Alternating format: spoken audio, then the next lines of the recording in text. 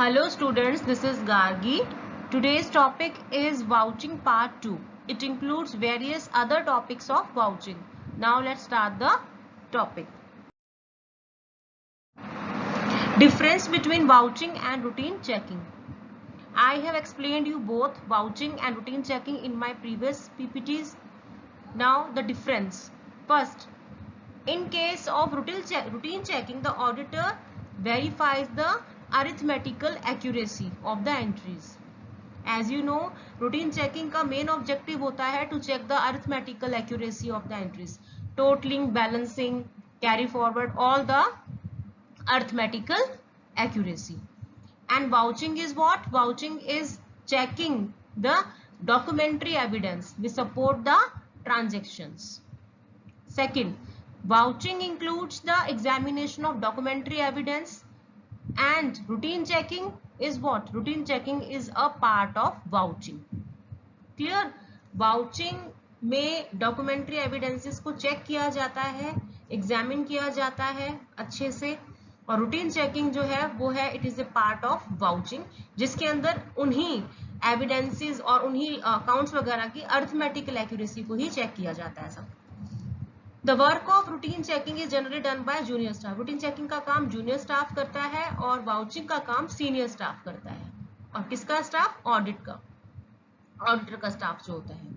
Vouching traces the sources of information beyond the books of accounts, whereas routine checking is limited to recorded entries. Vouching सारी information को निकालता है from the source of information, कि अगर purchase की कोई transaction है तो उसकी जहां से स्टार्टिंग हुई है उस ट्रांजेक्शन की वो पूरा वो चेक करता है, वेरीफाई करता है, और रूटीन चेकिंग में जो एंट्रीज रिकॉर्ड हुई हैं सिर्फ उनकी अरिथमेटिकल एक्यूरेसी को चेक किया जाता है. Now vouching of cash book. This topic is very important. In cash book there are two side, receipt side and payment side. Today we will do the receipt side of cash book. The first part of the receipt side is opening balance of cash. Opening balance of cash is what? Is the closing balance of the last audited balance sheet. This can be verified from last year's audited balance sheet कि अब opening balance जो है financial year का क्या है. Second, cash sales. Cash sales को verify करता है, एग्जामिन करता है auditor with the help of what? Cash register. Cash register को चेक किया जाता है थरोली, और वाउचर्स चेक किए जाते हैं, जैसे कि कैश मीमो हो गया, सेल्समैन एब्स्ट्रैक्ट्स, कैशियर समरी.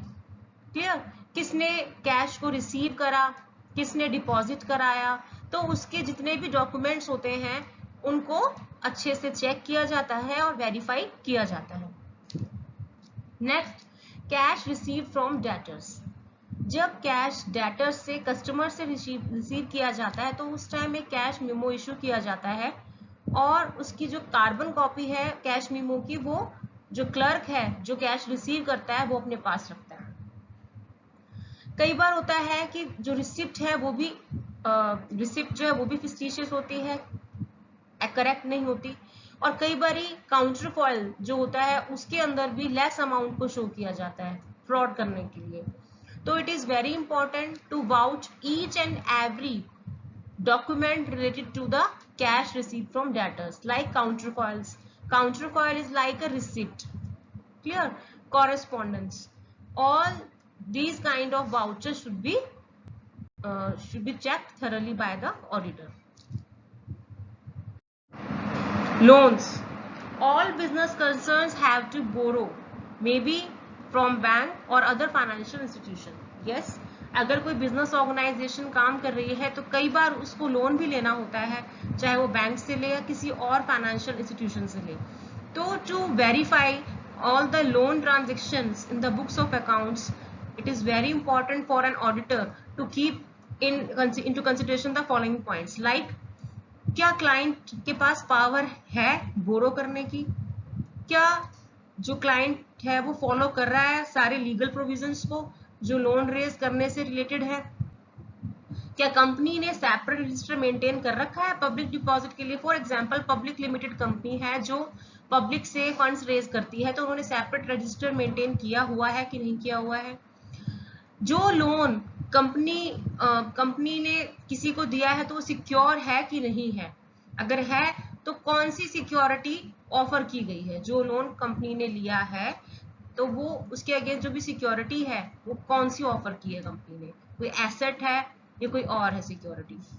और जितने भी फैक्ट्स हैं रिलेटेड टू लोन वो अच्छे से डिस्क्लोज किए गए हैं कि नहीं किए गए हैं बैलेंस शीट में। All these points should be verified by the auditor. Now return of loan by others. कई बार कंपनी किसी को, हमारा जैसे बिजनेस है, हम किसी को लोन देते हैं तो वो जो जिसको हम लोन देते हैं वो हमें लोन वापस करते हैं, तो उन सभी ट्रांजेक्शन्स को भी अच्छे से चेक करना होता है ऑडिटर को। उसके लिए वो चेक करता है कि check counter foils with entry made in books. Receipt को चेक करेगा कि हमने जो लोन रिसीव, अपना जो लोन हमने रिसीव कर लिया है उन लोगों से वापस, तो उसकी रिसिप्ट्स। उसके बाद वेरीफाई द अमाउंट डिपॉजिटेड। अगर मान लो उस अमाउंट को बैंक में डिपॉजिट कराया गया है तो उसके लिए बैंक स्टेटमेंट को चेक किया जाएगा।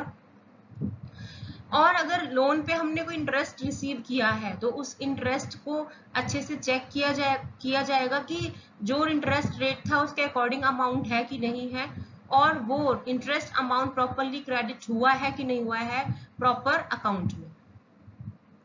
Now bills receivable.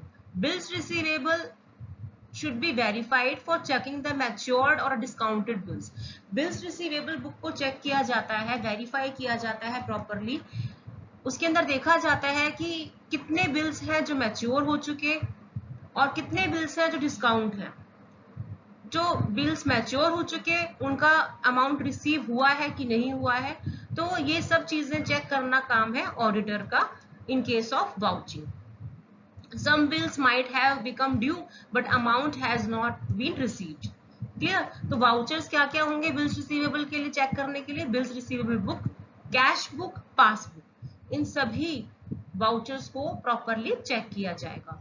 Rent receivable, अब रेंट कितना रिसीव हुआ है और रेंट के जो एग्रीमेंट है उनकी टर्म्स और कंडीशंस क्या हैं, ये सब चेक करना जरूरी होता है ऑडिटर के लिए। उसके बाद ऑडिटर को ये भी देखना होगा कि कितनी प्रॉपर्टी है जिसके अगेंस्ट जो क्लाइंट है वो रेंट रिसीव कर रहा है, तो प्रॉपर्टी की लिस्ट जो उसने जो रिकॉर्ड मेंटेन कर रखा है उसको भी चेक करेगा। मान लो 10 दुकानें हैं, 10 दुकानों से वो रेंट ले रहा है जो क्लाइंट है, तो वो 10 दुकानों की पूरी डिस्क्रिप्शन जो है उसको चेक करनी होगी। Counter foil of receipts issued to tenant. Tenant से जो वो किराया वसूल करता है तो उसकी रिसिप्ट्स चेक करनी है। अगर किसी टेनेंट से किराया नहीं मिल पा रहा, आउटस्टैंडिंग रेंट है, तो उसकी भी पूरी डिटेल जो है उसको चेक करना होगा ऑडिटर को, चाहे उसके लिए उसको टेनेंट से ही क्यों ना मिलना पड़े। Auditor should obtain A certificate from responsible officer. मान लो कोई प्रॉपर्टी ऐसी है क्लाइंट की जो बहुत टाइम से वेकेंट है, तो उसके लिए उसको रिस्पॉन्सिबल ऑफिसर से मिलना पड़ेगा और सर्टिफिकेट भी लेना होगा जिससे वो वेरीफाई कर सके कि yes this property remain vacant for this period of time. Now what are the vouchers for this? Lease deed, agreement, counterfoil and correspondence. Now sale of investments. Sale of investment means यहाँ पर auditor को verify करना होता है for the sale of investment क्या क्या। अगर cell किसी बैंक के थ्रू हुई है, इन्वेस्टमेंट की सेल किसी बैंक के थ्रू हुई है, तो उस केस में bank advice should be verified.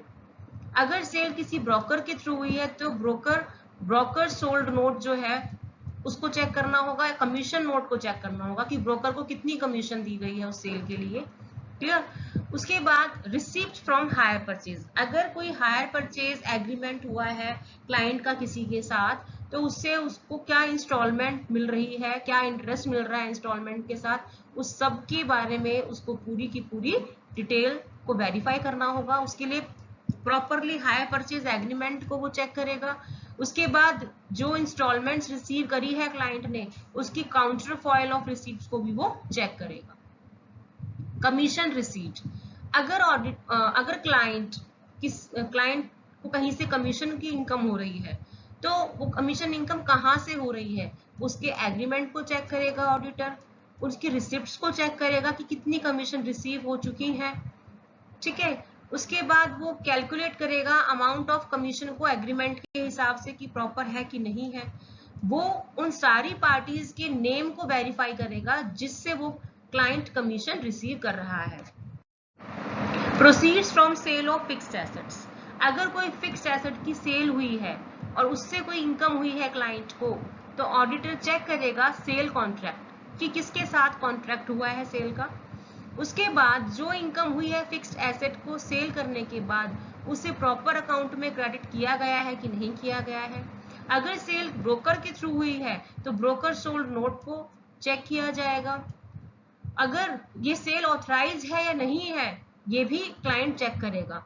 Authorise है तो कोई दिक्कत नहीं है, लेकिन अगर सेल अनऑथराइज है तो उस केस में दिक्कत हो जाती है। अनऑथराइज सेल जो मैंने आपको पहले भी समझाया था क्या होती है, सपोज बिजनेस के अंदर कोई ऐसा फिक्स्ड एसेट है जिसके लिए ऑनर ने अपना अप्रूवल नहीं दिया, हायर अथॉरिटीज ने अपना अप्रूवल नहीं दिया सेल के लिए, लेकिन उस फिक्स्ड एसेट को सेल कर दिया गया, तो वो मानी जाएगी unauthorised sale without the consent of the higher authorities of the business, owner of the business. Now next, insurance claims. Insurance claims अगर कोई रिसीव हुआ है बिजनेस ऑर्गेनाइजेशन को, तो उसके लिए भी कुछ वाउचर्स हैं जिन्हें चेक करना पड़ता है वाइल वाउचिंग, जैसे copy of insurance claim lost. अगर कोई इंश्योरेंस क्लेम क्लाइंट ने लॉन्च किया है तो उसकी कॉपी चेक करेगा। कॉरेस्पॉन्डेंस, अगर इंश्योरेंस क्लेम के लिए इंश्योरेंस कंपनी या एजेंट से भी मिलना पड़े तो वो मिलेगा। Account should be check to verify that, उसके बाद अकाउंट्स को प्रॉपरली चेक किया जाएगा कि जो अमाउंट इंश्योरेंस क्लेम के फॉर्म में रिसीव हुआ है वो प्रॉपर अकाउंट में क्रेडिट हुआ है कि नहीं हुआ है। Now next is royalty receipt. Royalty की अगर कोई इनकम हो रही है क्लाइंट को तो उसके लिए ऑडिटर सबसे पहले क्या चेक करेगा, रॉयल्टी के रिलेटेड जो भी टर्म्स और कंडीशंस हैं उसको चेक करेगा proper.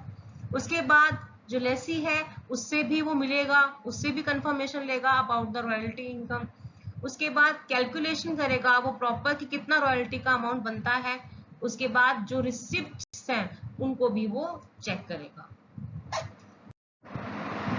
Subscription, following should be verified. Register of subscription, सबसे पहले वो सब्सक्रिप्शन का रजिस्टर चेक करेगा कि क्लाइंट को सब्सक्रिप्शन कहाँ से रिसीव हो रहा है, ठीक है, कौन कौन मेंबर हैं। उसके बाद counter foils of receipt, yes, जहां पर भी पैसे रिसीव करने की बात आती है कहीं से तो वहां पर counter foil of receipt word use होता है, क्योंकि ये एक तरीके से प्रूफ होता है of the receipt of amount. Clear. उसके बाद है income from interest and dividend, yes, this is also an income for the client. अगर उसे कोई इनकम हो रही है in the form of dividend तो उस केस में सबसे पहले ऑडिटर क्या चेक करेगा, डिविडेंड वारंट काउंटरफॉइल। डिविडेंड वारंट काउंटरफॉइल भी it is also a kind of receipt of the dividend. जैसे अगर किसी ने डिविडेंड इनकम को रिसीव करा है तो उसके अगेंस्ट एक रिसिप्ट इशू की जाती है जिसे कहा जाता है डिविडेंड वारंट काउंटरफॉइल। ये बताता है कि who is authorised to receive the dividend, किस पर्सन को ये डिविडेंड मिल रहा है, डिविडेंड का अमाउंट मिल रहा है। Bank statement, if amount of dividend has been collected through bank, अगर हम डिविडेंड का अमाउंट बैंक के थ्रू मिला है, बैंक में बैंक के थ्रू अगर इनकम हुई है, बैंक के थ्रू अगर मिल रहा है क्लाइंट को, तो उस केस में बैंक स्टेटमेंट को चेक किया जाएगा। इन केस अगर कोई इनकम हुई है फ्रॉम द इंटरेस्ट, ऑडिटर को चेक करना होता है उसके लिए इंटरेस्ट फ्रॉम, इन केस अगर जो इंटरेस्ट इनकम है वो सिक्योरिटीज से हुई है तो उस केस में जो कवरिंग लेटर है उससे वेरीफाई कर सकता है कि ये जो इंटरेस्ट है ये कहाँ से आया है क्लाइंट के पास, सिक्योरिटीज पे जो इंटरेस्ट इनकम है वो क्लाइंट के पास कहाँ से आई, तो कवरिंग लेटर पे सारी डिस्क्रिप्शन गिवन होती है। और शेड्यूल ऑफ सिक्योरिटीज कि कहाँ से जो सिक्योरिटीज हैं वो कहाँ पे इशू की गई थी जिसके अगेंस्ट इंटरेस्ट मिल रहा है क्लाइंट को। उसके बाद इंटरेस्ट ऑन फिक्स्ड डिपॉजिट, अगर क्लाइंट का कोई फिक्स्ड डिपॉजिट है तो उसको भी चेक किया जाएगा कि इंटरेस्ट जो मिल रहा है फिक्स्ड डिपॉजिट पे with the help of the bank passbook. उसके बाद interest received from loan granted to a party, अगर क्लाइंट ने किसी पार्टी को लोन दिया हुआ है तो उस पर अगर कोई इंटरेस्ट रिसीव कर रहा है तो उसकी वाउचिंग होगी, उसकी चेकिंग होगी with the help of the loan agreement and the counter foil of receipt issue.